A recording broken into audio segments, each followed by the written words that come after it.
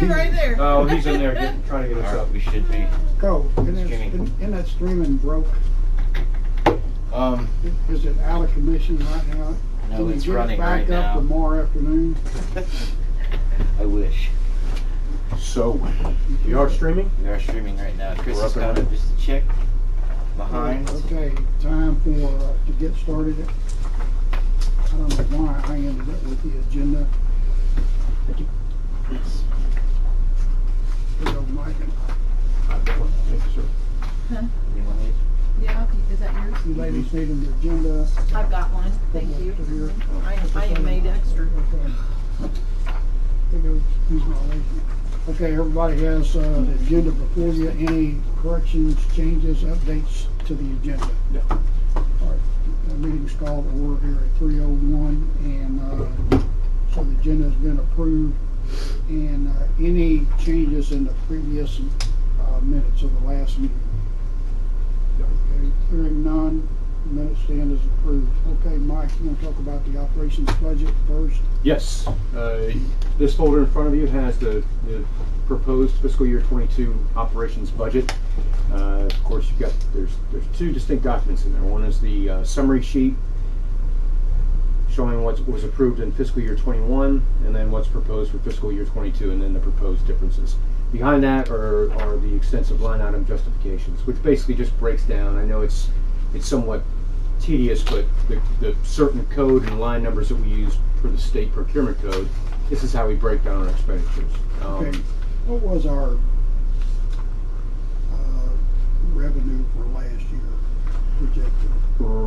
Projected revenue for last year, I don't have the projected revenue off the top of my head. I'm sorry. All right, okay, this is a summary sheet. This is just right. So the operations. This is just what was approved last year and what we proposed. I don't have the. I'm sorry. I don't Okay, have it. that's all right. It's okay. It didn't make any difference. I've got it right here. So if you the bottom line from last year to this year. So my operations budget was about 3.66. This year I'm proposing 3.99, and that's a $330,000 increase, which is just at 9% increase from last year. And that was after speaking with Royce a couple months back, and we started to develop our budgets. That was the guidance I gave to the rest of the department heads as well. The increase, I'll highlight that just quickly for your situational awareness, and it's on yellow on the front. I think I've got it here. So those yellow boxes, personnel services, the classified, temporary, and overtime pay, an increase of $100,000 over the previous year. Here's why that is. First and foremost, we are in anticipation of hiring or restarting the camping program. My department's contributions to that are the fire safety officers. So those are part-time temp. Those are gentlemen who are current firefighters with James Island, Mount Pleasant, town of St. Andrews, and we need 10 of them. So they work weekends, and you have to provide 24-hour coverage once the camping program begins. That's why you have to have 10 fire safety officers on board, and they're paid hourly. They do 12-hour shifts, and that's approximately $73,000 per year just to have fire safety officers. Next is a berthing maintenance technician. So last year when we closed down, we had a retirement, and that position was never backfilled. And if we're going to restart camping, you have to maintain your berthing areas where the campers sleep. So that's just a band 4 position. That's included in those salaries as well. The 100,773. Right. So the 107. So if not to get into too much weeds. So the classified positions, I'm hiring back a carpenter, which is already in the works. I'm hiring back a berthing maintenance person, and I'm hiring back the 10 fire safety officers to support the camping department. There are a couple pay increases in there that are justly deserved because people are taking on additional responsibilities again due to shortages. But that's the overall increase. What I want to point out to you as well is the employee contributions. We can't control that. That's $237,000 of an increase. So that's towards retirement. for full-time employees, and that's just a computation that you multiply it by basically your bottom line is for your classified and temporary positions. So if you look at those two numbers together, $100,000 and 237, there's $337,000 increase over the previous year. The 237, that's where like retirement, et cetera, et cetera. Exactly, yes, sir. Benefits. And folks going to FMLA and things like that.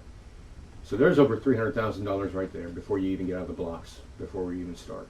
Yeah, I got it. The other highlighted area that right below that in 0206 is this household laundry, goods, maintenance, and security services.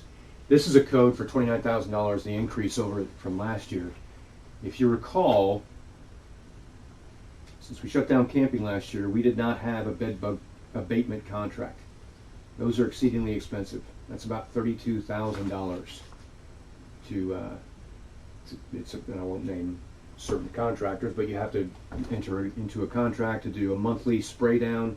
They also do DNA swab and testing, and that's for all 6 of our birthing areas. I call that pest control. Yes, sir. But it's a necessary requirement. The rest, there are slight increases and decreases across the board, but there's the reasoning, the bottom line for your overall. I've already reviewed all of these. These looks fine with me. Okay. If you like, I can go through in as much detail as you like, or as little, in the line item expenditures. I think they're all pretty much in line. They're gonna change quite a bit it's hard to predict exactly how they're gonna turn out, because as we start ramping up, we lost, 58 part-time employees in the cutback, and then 22, 23 full-time equivalents. We did. As we start. And I was talking to Sylvia over personnel earlier, she can't predict when she's even gonna be able to hire some of these people. She's having a hard time finding personnel right now. To that point, we had a welder, a ship fitter position. It was advertised for 4 weeks. It was advertised initially for 2 weeks, and we received 1 applicant. We extended it for 2 more weeks, and we didn't receive anyone. So we had one person apply. Thankfully, we're going to hire him because he's fully qualified and seems like a good fit for us. And he starts on the 2nd of June. But that's very typical of what we're getting. Cole just went through the process. Not to say that he had just 1 applicant, but he can probably speak to how his most recent hiring experiences went. It's tough sledding, and hiring folks back for the camping department won't be a snap of the fingers. And I couldn't be happy that you spoke with Sylvia, so you don't hear it from just one person. It's not a complaint. It's just the landscape right now. It's just hard to get people back on board. The only other things as you look at the ebb and flow across the budget and the bottom line, once this is approved, what I'll show you is all the projects that the operations department will attempt to get after this next year. We've done a really good job with that. So I beat my gums enough about the flight deck refurbishment plans and all the other maintenance projects. But what we're looking at next year are things like replacing all the step treads on the forward brow. That's going to be a fairly big project for us. That will close the forward entrance for several weeks. Finishing up the flight deck painting, working on the Cold War submarine memorial, and then also doing some work on Laffey. We've been focusing a lot of our attention on Yorktown for the past 2 years, so we're gonna do some maintenance over on Laffey as well. Okay. All right. Anything else on the budget? I got $330,000 over last year, primarily for personnel for camping, and then $30,000 for the personnel additional benefits. That pretty much covers the increase. And the bed bug abatement, which is a good $32,000 chunk that we just have to swallow that pill. Okay. All right. Anything else on the operating budget? No, sir. Okay. Cole, how about IT? IT. All right, you got my line items there. Mine is up 52,252 from last year. The positive numbers went up a little bit, only a little bit in the classified positions. So we lost one employee last year, and we've just hired back, as Mike said, at a lower pay rate. So that went up, and then there's some salary adjustments in there as well. And then of course the 45% employer contribution went up quite a bit. Is that 45%? Is it? 45%, right. So that's a significant amount. It's almost half of what you're... That's also benefits, right? Yes, sir. Yes, sir. Yep. It's a pretty big chunk. Definitely is. Moving down the 0200, which is contractual services, a lot of things didn't change. I did go up on 2 of them. So the technical 0212 is for kiosks, AV upgrades, any of the little screens around touch screens that need to be replaced in exhibits. When we did the restructure last year, I took over the exhibits tech into my department. So for any projection, stuff like that needs to be replaced. That has gone up some over last year. And So the overall amount was just 52,000. overall, yes, sir. It's a 9.5% increase over last year.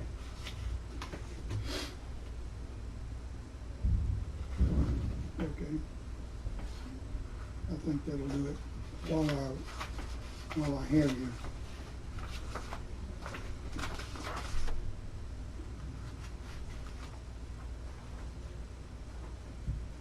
I know what you're doing in operations. You still doing the flight deck and those kind of things. What are you working on in IT other than just plain upgrades to the system?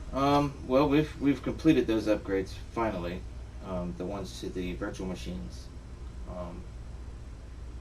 I personally have been working on some inventory stuff.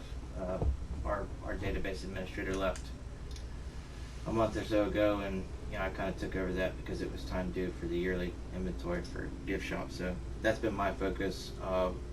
We're still working on.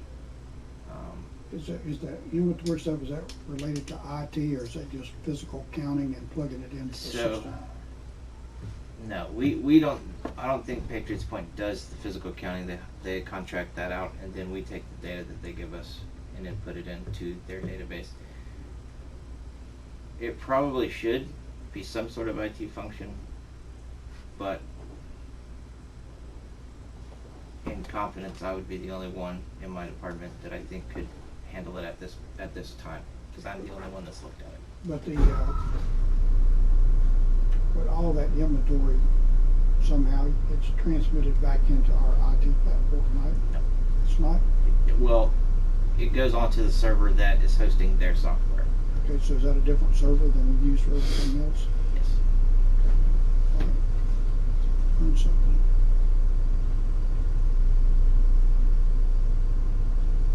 Okay. Got anything else on IT? Not really. The biggest cutback we did was in cellular telephones when we did the cuts of employees last year. I was able to remediate quite a bit of accounts that were no longer needed. Some outstanding devices that were just out there that we weren't using. So that went down around $9,000 over the year. And then really from there, the biggest little up thing was for telephone and data networks for AT&T and Second Communications, and those prices have just gone up due to So you inflation. donated $9,000 worth of cell phone, not cell phones, but cell phones and cell phone Cell usage. phones, little tablets, little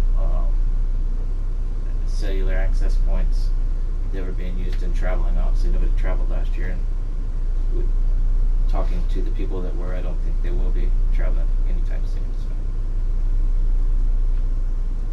Okay. All right. And that's, Your new employee starts. he should start on the 2nd.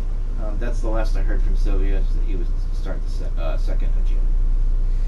he's going to be training for a couple of weeks for sure, just to get up to date on our systems. Okay, Mike, you want to talk about the climate board? Yes, it is. This update is not necessarily towards the final disposition. This is more about the physical condition of the boat. But briefly, before I get to the latter, I'll talk about the former just to give you an update. The Hoboken Naval Museum folks just contacted me yesterday, as a matter of fact. And if you recall, they came down here for a visit in March and took a look at the boat and spent a good day here with me and looking at the physical condition. These are the guys who are highly interested in taking Clamagore up to Hoboken, New Jersey, across the harbor from New York City, almost directly across from where the USS Intrepid is, and having the boat continue its life as a museum there. The update from there is that's what he calls Pier 13. The owner of that pier is balking at the idea of having a museum attraction at that particular pier, so they're actually looking at bringing it, I'm not super up to speed on the geography of New York City, but over to Brooklyn. So there's a pier over in Brooklyn. I guess that's, again, I could have had a map, but he said they're working that right now, and that they have another person who's highly interested in bringing a boat up there. Once they meet at the end of this month, they're going to schedule another visit back down to Clamagore in June. And then they want to talk to Denton Shipyard, and they're going to talk to Stevens Towing. Again, their position is, if we can make her seaworthy tow up to New Jersey, they would handle the rest of it. They just want us to handle the maintenance, just to make sure the submarine is safe enough to make that tow, the dead ship tow. Could it make the trip today? No. Has it got holes in it? Is it leaking? Great question, and I think that's why I wanted to give you an update of this. Every time you come down and you're at the center of gravity on Yorktown, and so infrequently do you get a chance to see the condition of the submarine. And I think the actual condition of the boat. Just a brief overview. Arrived in there's the stats. Okay, it was commissioned in 45, decommissioned 73, and then stricken in 75. Since May of 1981, exactly 40 years, that submarine has sat at one of our two piers. It has not gone under dry dock. For 40 years, it has either sat over where Laffey currently sits, been towed around, or sit at the south end of our pier. It has never once been out of the water. If you recall, Joe Lombardi and also NAVSEA recommends that a ship that sits static and isn't sailing, every 10 years it should go into dry dock. Every 10 years. That's sat for 40 years. It is doing nothing but corroding, sitting broadside in the harbor. Overall condition, I think when pictures speak 1,000 words, but there's nothing like getting down there and crawling on the deck. Very poor is, when I say the overall condition is very poor, that's almost an exaggeration, giving it too much credit. The question I'm asked often is, well, is it going to sink? I couldn't say that. I can say this though, and as you look through these pictures, what definitely resonated with me, and when those guys from Hoboken came to me and showed me pictures of the Ling, USS Ling, another Vallejo class submarine, that sunk in 2018. In 2013, Hurricane Sandy came through and smashed it, knocked off her bows, did significant damage. 3 years ago, she sank.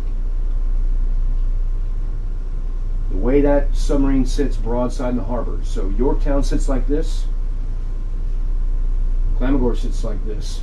All the winds from hurricanes just buttress right against her. The last 3 times I've sat on the back deck and just watched it just get clobbered and sway back and forth. Not a dang thing I can do about it. Okay. So what you're saying is the integrity of the steel and the hull is not good. Not good at all. This was more than just show and tell. Yeah. Now, this isn't obviously pressure hull. It's too thin for that. But that is indicative of the overall condition of steel on that submarine. Every day, it's regardless of cathodic protection. It's crumbling in my hands right now. I have a really stupid question to ask. I haven't heard anybody mention this. Not being a ship person, why can't you fill it up with blow it up with styrofoam, or fill it up with styrofoam and then ship it? It won't sink if it's full of styrofoam. That won't, that, we've looked at different options. We've got guys who've worked on submarines. I have two shipfitters that specifically worked on a submarine's a submarine. The physics of it are the same thing. Not necessarily styrofoam because it still takes on water and it's too heavy, but actually flotation devices. If you can kind of think of like the Mae West, a cradle, but that won't make it seaworthy. She won't be seaworthy. To tow this boat, and I'm going to show you a few pictures, it would have to sit on a barge. You sink it, and it have to have a cradle. The boat comes in and sits on top of it, and then you raise it, and it'd be towed like that. This is a picture from 2010, and I what am I looking at?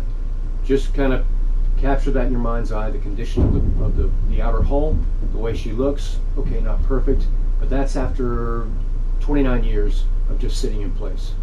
Not too bad. Shortly after this picture was taken, it was moved from where that current location, towed around, and where she currently sits.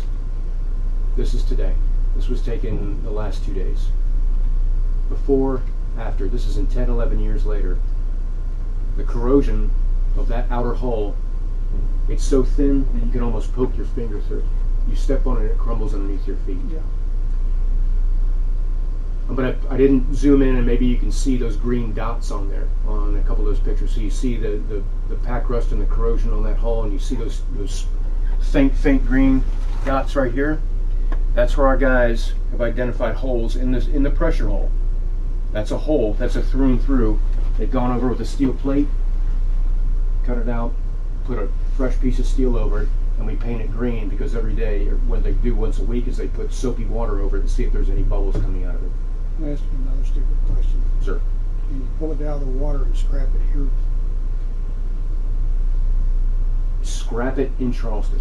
I don't know if anybody would take it on for scrapping because they don't have those sorts of they don't have that type of operation here. It could go into dry dock at Denton's or potentially metal trades, but they wouldn't. They don't have the scrapping capability here in Charleston. If you reflect back, Colleen Marine in February submitted a proposal for 1.5. We pay them 1.5, and they'd scrap it up in Norfolk. My eyes, we've discussed this. We'd have to pay to open and close the marina, which is about $165,000, $170,000. Got to get it there. They would take care of it. Oh, they would. Okay. The total cost, and of course that was February, so 3-4 months ago. $1.6, $1.7 million to take this away off our hands. They would do the dead ship towage. They would take responsibility for getting her up there. We wouldn't have to pay for the maintenance. This is a proposal from Colleen Marine, and I didn't bring that proposal because really with this brief, the intent was to just show you the overall dilapidated condition of the boat. Who is that again? Colleen Marine. Is that a K or a C? COLLEEN Marine. Okay. I'll resend that proposal for your. I think I have it. You sent me 4 or 5. I don't, The question I get asked, and people will, you have maintenance staff, and I know you know this.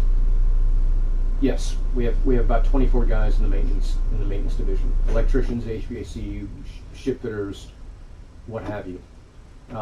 There's no analogy. That's the most simplest way is to. You can't maintain a car while it's moving. You can't ask a pit crew to fix a broken race I'll car. tell you what, after this meeting, I want me and you to walk down and take a quick look. Sure, would love to. Yeah, I appreciate the pictures, but I'd rather just see it. Okay. What I did want to show you, I was going to point out a few things. There's the patchwork. This is Lane in 2018. Now that's in the Hoboken River in New Jersey. It's sunk. There was upwards of 14 feet of water. That's her aft torpedo room. The entire hull was flooded in fresh water. So the ladder going down, the person who took that picture was standing in water when they took it, obviously. And I'll show you a couple pictures later. There's our torpedo room on the right, and that's theirs on the left.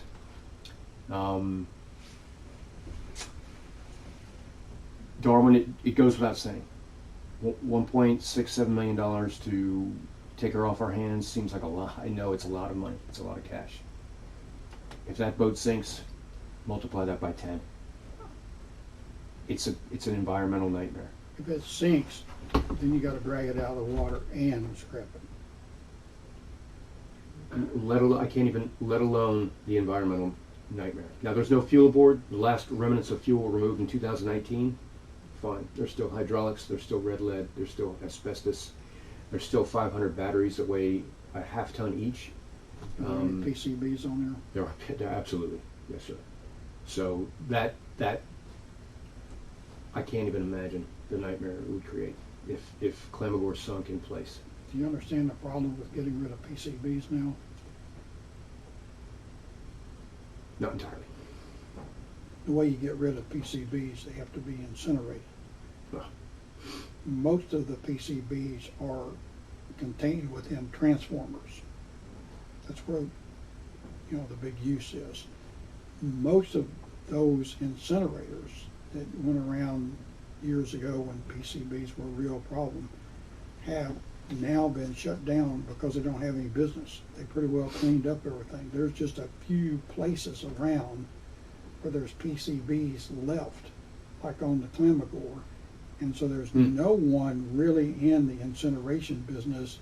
I'm not even real sure there's anyone in the waste business that can get rid of PCBs unless you could get disposition on going down to Alabama. They got a big hazardous waste landfill down there you might take it to, but very few options for getting rid of PCBs now. It'd be better if we could keep the ship contained and let somebody, bring it back up to speed, like the people that we're talking about in Hoboken. I think we all agree. Would love to see her continue life as a museum, but there's also political pressure, which I'm sure we've discussed before, with reefing her off the coast of South Carolina. I think keeping it alive as a museum is the best option, but it's too expensive to reef her here. We don't have the funds for it. Well, let me ask you another stupid question. If Hoboken can take it and bring it up to speed as a museum, why could we not do the same? So how much would it cost to retrofit it? $9 million. That's a conservative estimate. Yeah, okay. To tow her upriver, dry dock, and repair it. Not to, when I talk this stuff, I know people, to go back to this, I'm going to point something out to you. If you can see this right there, that's a hole in the hull.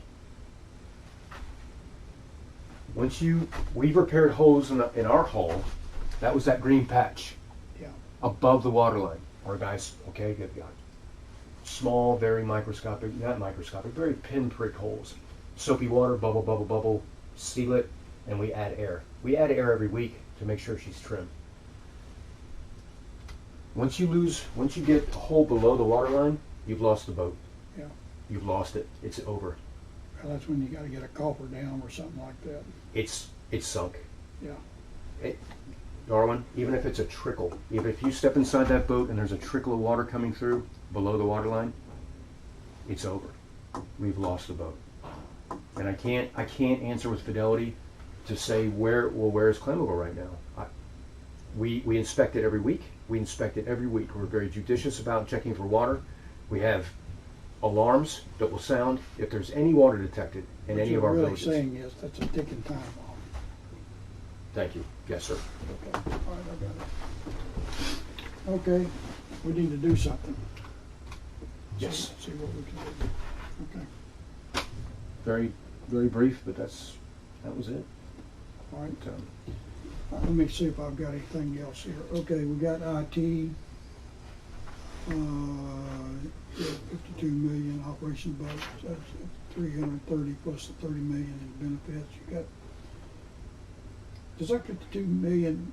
52,000. I mean 52,000. 52 million, yes, 52 million, yes. I put it down, but I put a mark through it. Yes, Yeah, 52,000. 52,000. Is that? I know it's up 9.5%, but is that? Does that include everything, all the AV upgrades, for the exhibits and stuff like that? or It is does. The only thing it does not include would be if we decided at some point to replace the entrance video wall. None of those large items are included in here. Is that option to scrap this thing for $1.7 million still a possibility?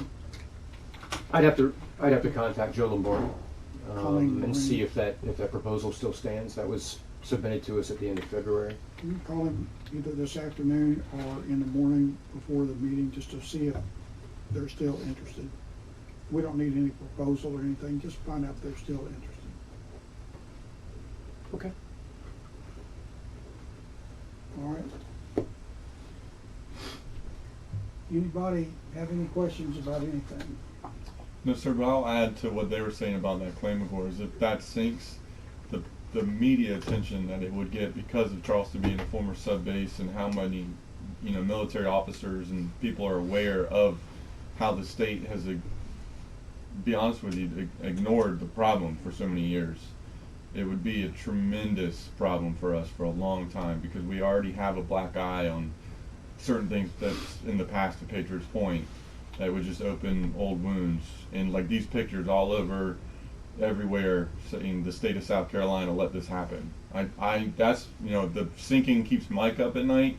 The media attention and what it would cost us in the long run for many, many years afterwards keeps me up. You familiar with the Post and Courier? Sir? Are you familiar with the Post and Courier down here? Very well. But that won't help us. Interesting group. I got invited to a special meeting with some high-profile people. They're opening up, they've opened up in Greenville, they're now opening up in Spartanburg. Mm-hmm. So, anyway, yeah, It's good they, I know you're a businessman, they split their business to where they used to be all together, their tree, their rental companies, their businesses, now they're spun off the paper to where it's their own business entity, and that's their plan, is to spread and help the local papers in all those areas too. yeah, they got kind of a new business model. Okay, if there's nothing else, the meeting's adjourned, but I do want to go down and take a look. Sure, absolutely. I appreciate y'all showing up, being here.